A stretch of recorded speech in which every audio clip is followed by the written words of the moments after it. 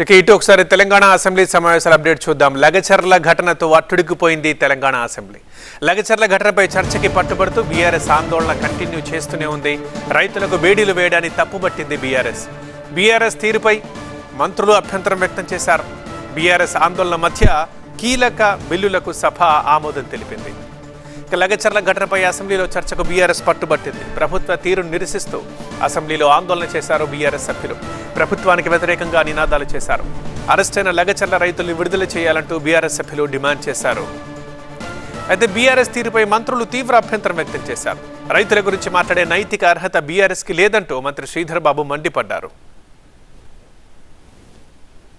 ఈ రోజు లగచర్లకు సంబంధించి కూడా ఆ లగచర్ల సంఘటనకు సంబంధించి టీఆర్ఎస్ సంబంధించిన 17 మంది వారి క్రియాశీలకంగా మరి పార్టీ కార్యకర్తలు అక్కడ భూమి లేకున్నా అక్కడ అడ్డుకోవాలనే ఉద్దేశంతో చేసిన చర్చ వల్ల ఈరోజు ఏం జరిగింది అధ్యక్ష?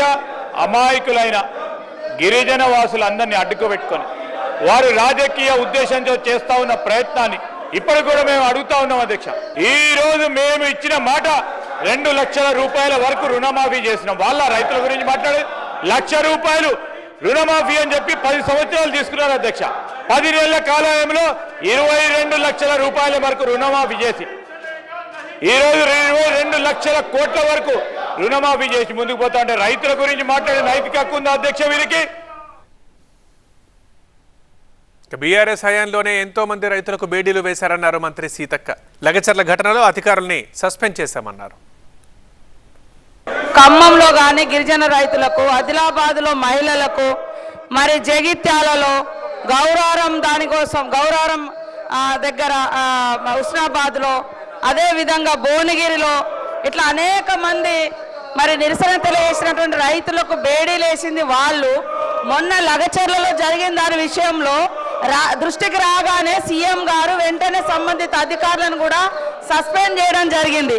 కానీ ఈ రోజు వాళ్ళు ఒప్పుకుంటారో ఆ రోజులలో మేము బేడీలేసి తప్పులు చేసినామని కనీసం ఒప్పుకునేటువంటి నైతిక ధైర్యం ఉన్న అర్హత అయినా ఉన్నదా నేను అడుగుతా ఉన్నా. కాబట్టి మీ ప్రభుత్వం ఉన్నప్పుడేమో అన్ని రూల్స్ బుక్ తీసుకొచ్చి ఎవరు వెళ్ళలోకి రావద్దు, ప్లే కార్డులు పట్టొద్దు అని నిబంధనలు పెట్టారు. ప్రతిపక్షంలోకి రాగానే ఇంత దారుణంగా వ్యవహరించడం అయితే ఇది కరెక్ట్ కాదు. సభ్యులకు నిబంధనలు అన్నప్పుడు అన్ని అవే నిబంధనలు వర్తిస్తాయి. మీరు అధికారంలో ఉంటే ఒక నిబంధన, మేము అధికారంలో ఉంటే ఒక నిబంధన అనేది కరెక్ట్ కాదు. ప్రభుత్వ విప్ ఆది శ్రీనివాస్ కూడా ఈ అంశంపై స్పందించారు. బీఆర్ఎస్ హయాంలో రైతులకు బేడీలు వేసిన ఘటనల్ని ప్రస్తావిస్తూ అప్పటి ఫోటోలు కూడా చూపించారు. మేము మొదటిసారి సభకు హాజరైనము. ఒక్కసారి చూడండి అధ్యక్ష.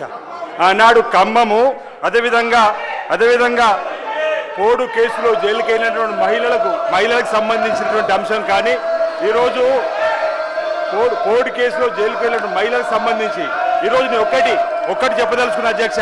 ఇది వాళ్ళు లగచర్ల ఘటనకు సంబంధించి ఇప్పుడు చూపిస్తాను తప్పుపడతా ఉన్నాం.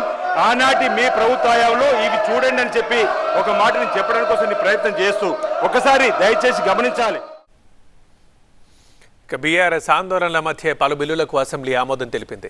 స్పోర్ట్స్ యూనివర్సిటీ బిల్లుతో పాటు యూనివర్సిటీల చట్ట సవరణ బిల్లు, జీఎస్టీ సవరణ బిల్లుకి అసెంబ్లీ ఆమోదం తెలిపింది. Honorable Speaker, sir, I beg to move that the bill be passed. Motion moved. The question is that the bill be passed. Those who are for the motion, please say ayes. Those who are the against, please say no. Ayes have it. The motion carried and the bill is passed. I shall now request the Minister for Health and Medical to move the motion for the passing the bill. Speaker sir, Honorable Speaker sir, I beg to move that the bill be passed. Motion moved. The question is that the bill be passed. Those who are for the motion, please say aye. Those who are against, please say no. Ayes have it. The motion carried and the bill is passed.